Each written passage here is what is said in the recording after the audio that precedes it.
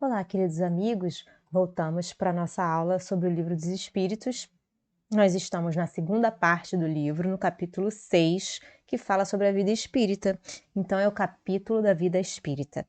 Nós já falamos sobre os espíritos errantes, sobre os mundos transitórios, sobre as percepções, sensações e sofrimentos dos espíritos. Fizemos também a leitura do ensaio teórico da sensação nos espíritos, também a escolha das provas, e hoje nós vamos falar sobre as relações no além-túmulo. Vamos lá? Lembrando que esse livro é um livro escrito por Allan Kardec e pelos espíritos. O Allan Kardec fez as perguntas e os espíritos responderam. Deixa eu colocar maior aqui para a gente poder observar melhor. Bom, as relações no além-túmulo. Pergunta 274.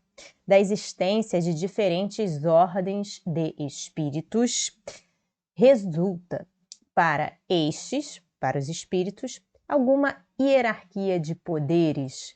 Então, dentro dessas relações que existem entre os espíritos, já que a gente percebeu, né, nas aulas passadas que existem diferentes ordens, será que também existe uma hierarquia de poderes? Tipo, existem espíritos que que têm poderes mais amplos do que outros? Há entre os espíritos subordinação e autoridade, quer dizer, tem espíritos que são chefes, tem espíritos que são subordinados, são empregados, são servos. E aí os espíritos respondem: muito grande. Então, existe sim hierarquia de poderes. Existem espíritos que são chefes e espíritos que são subordinados. Os espíritos têm uns sobre os outros a autoridade correspondente ao grau de superioridade que hajam alcançado, autoridade que eles exercem por um ascendente moral irresistível. Então, vai da questão de quão bom é o espírito, de quão puro é o espírito. Cada vez que o espírito se purifica, ele vai ascendendo em superioridade aos outros que ainda são inferiores. Pergunta seguinte: podem os espíritos inferiores subtrair-se à autoridade dos que lhes são superiores? E aí, o que isso quer dizer? Os espíritos inferiores podem deixar de fazer ações, né? Por exemplo, eu sou um espírito superior, eu mando um inferior fazer algo ao meu serviço, né? E aí, será que o espírito inferior pode se negar? Pode falar: eu não vou fazer, eu não quero fazer. Ele tem esse livre-arbítrio, essa vontade própria de negar uma ordem de um superior? E aí, os espíritos respondem: eu disse irresistível. Então, quando o espírito é superior, os espíritos inferiores não conseguem resistir às ordens dos espíritos superiores. Então, é irresistível a vontade. Você não tem, é como se não tivéssemos vontade própria, porque um espírito superior está acima de nós. Pergunta 275. O poder e a consideração de que um homem gozou na Terra lhe dão supremacia no mundo dos espíritos? Entre outras palavras, se você foi o presidente de um país, você vai ser presidente também lá no mundo dos espíritos? Se você foi o chefe de uma empresa, o cara mais importante de uma empresa, você também vai ser tão importante lá no mundo dos espíritos?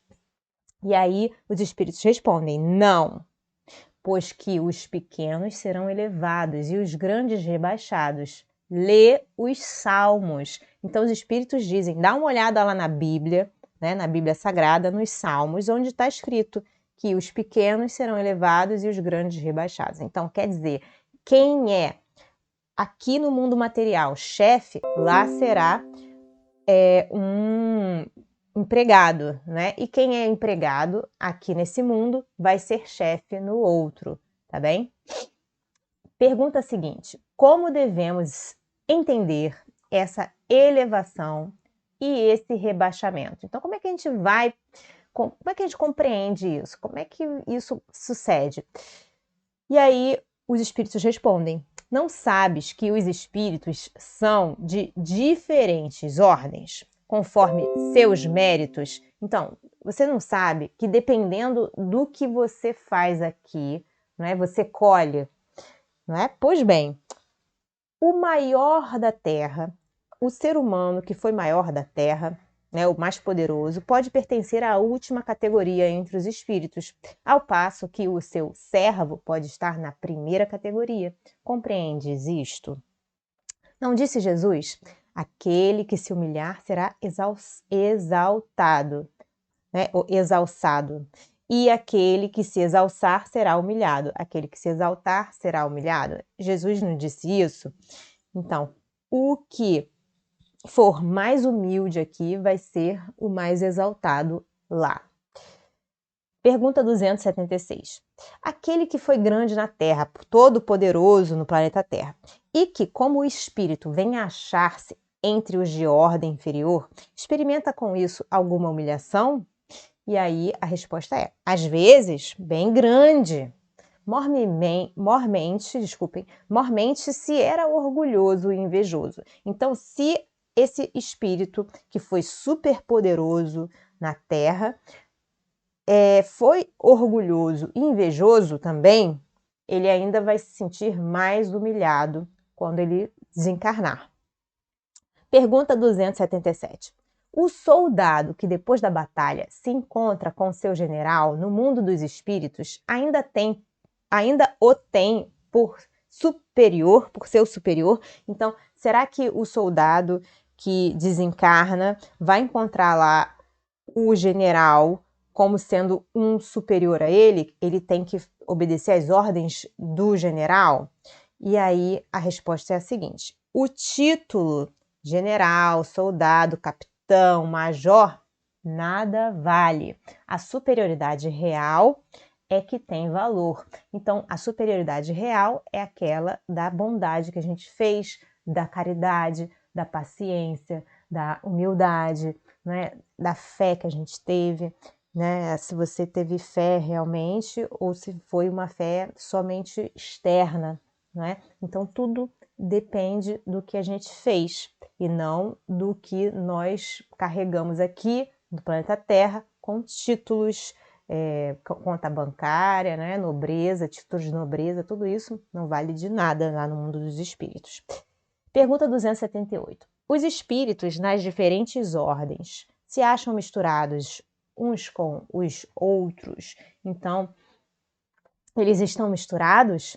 Resposta: sim e não.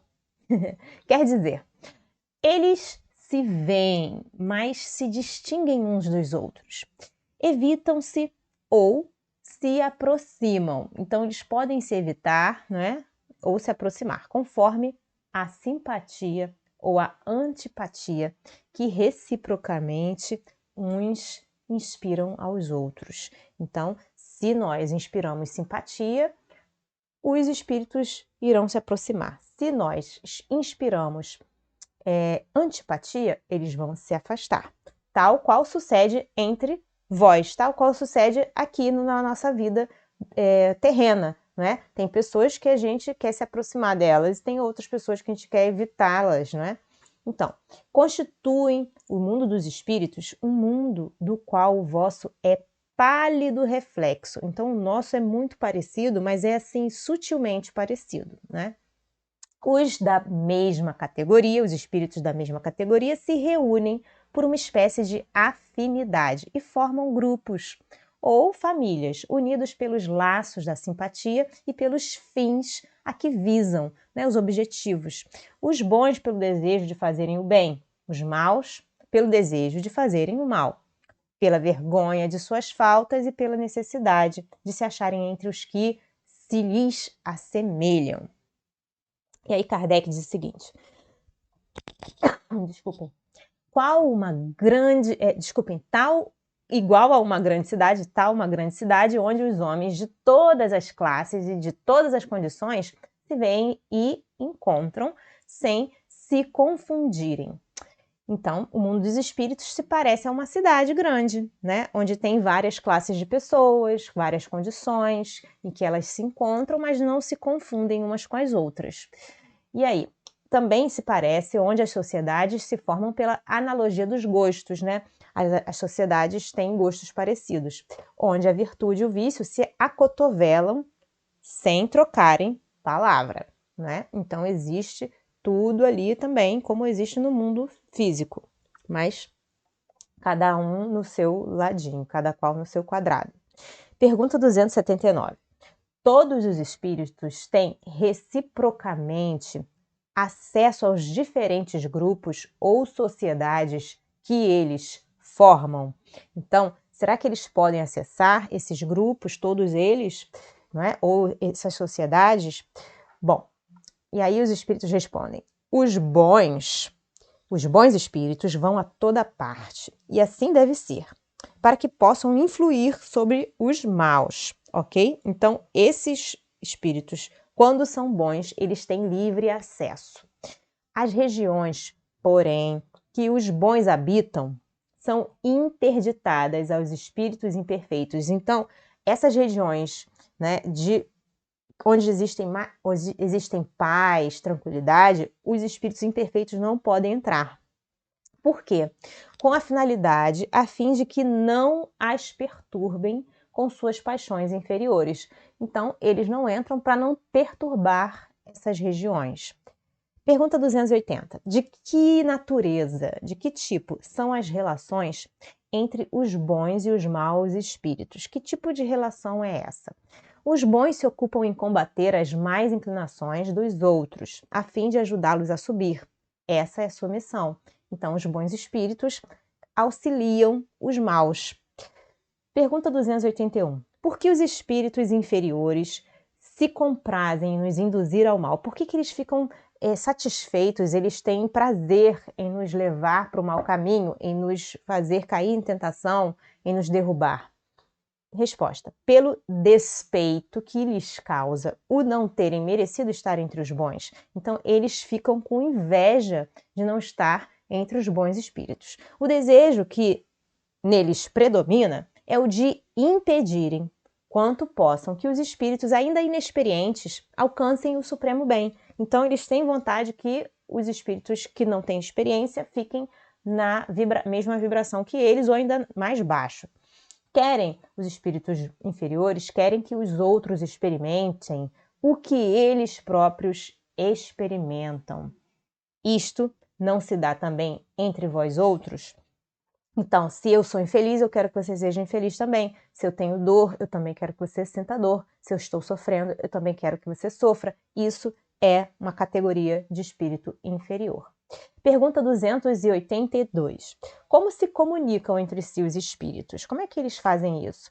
E aí os espíritos respondem: eles se veem e se compreendem. A palavra é material. É o reflexo do espírito. O fluido universal estabelece entre eles constante comunicação. O fluido universal é o veículo da transmissão de seus pensamentos, como para a voz o ar é o do som. É uma espécie de telégrafo universal que liga todos os mundos e permite que os espíritos se correspondam de um mundo a outro. Então, para a gente colocar nos nossos termos, é uma espécie também de rede, né, sem fios, de Wi-Fi, né, de Wi-Fi universal. Esse Wi-Fi, essa rede de internet, liga todos os mundos e permite que os espíritos se correspondam de um mundo ao outro, assim como a gente se fala do nosso celular para outro celular, né? Esse fluido universal seria como essa onda, né, essa rede da internet. Pergunta 283. Podem os espíritos reciprocamente dissimular seus pensamentos? Podem ocultar-se um dos outros? Então, os espíritos podem, por exemplo, esconder os pensamentos deles para que um espírito não saiba o que ele está pensando, ou pode se esconder mesmo, mesmo assim, se tornar invisível, não poder aparecer um para o outro. E aí a resposta é não dá para fazer isso. Para os espíritos, tudo é patente, tudo é claro, sobretudo para os perfeitos. Então, os espíritos perfeitos ainda conseguem ver muito mais do que os outros. Podem afastar-se uns dos outros, mas sempre se veem. Isto, porém, não constitui regra absoluta, tá? Então, não é uma regra absoluta que eles não possam se esconder, ok? Porquanto certos espíritos podem muito bem tornar-se invisíveis a outros espíritos se julgarem útil fazê-lo. Então, é possível, ok, se ocultar, mas para os espíritos perfeitos nada está oculto, ok? Pergunta 284. Como podem os espíritos, não tendo corpo, comprovar suas individualidades, suas características, né? E distinguir-se dos outros seres espirituais que os rodeiam? E aí os espíritos respondem: comprovam suas individualidades pelo perispírito, que os torna distinguíveis uns dos outros, como faz o corpo entre os homens. Pergunta 285. Os espíritos se reconhecem por terem coabitado a terra? O filho reconhece o pai? O amigo reconhece o seu amigo? Então, podemos nos reconhecer? E aí os espíritos respondem: perfeitamente. E assim de geração em geração. Pergunta seguinte: como é que os que se conheceram na Terra se reconhecem no mundo dos espíritos? Como é que isso acontece? E aí a resposta é a seguinte: vemos a nossa vida pretérita, a nossa vida passada, e lemos nela, como lemos em um livro, vendo a vida passada dos nossos amigos e dos nossos inimigos, também aí vemos a passagem deles da vida corporal à outra. Então nós sabemos tudo o que se passa com a nossa vida, por isso que nós sabemos, nós lembramos quem foram nossos amigos e nossos inimigos, tanto na vida que a gente acabou de ter, né, que a gente desencarnou, quanto nas outras vidas passadas antes da última vida que a gente tenha desencarnado. Pergunta 286. Deixando seus despojos mortais, então a gente se desencarnando, né, deixando o corpo para trás, a alma vê imediatamente os parentes e amigos que a precederam no mundo dos espíritos? Isso é uma coisa imediata? Resposta: imediatamente. Ainda aqui não é o termo próprio, então não vê bem imediatamente, né? Como já dissemos, é necessário para o espírito algum tempo para que ela se reconheça a si mesmo e alige o véu material. Então, essa alma, não é?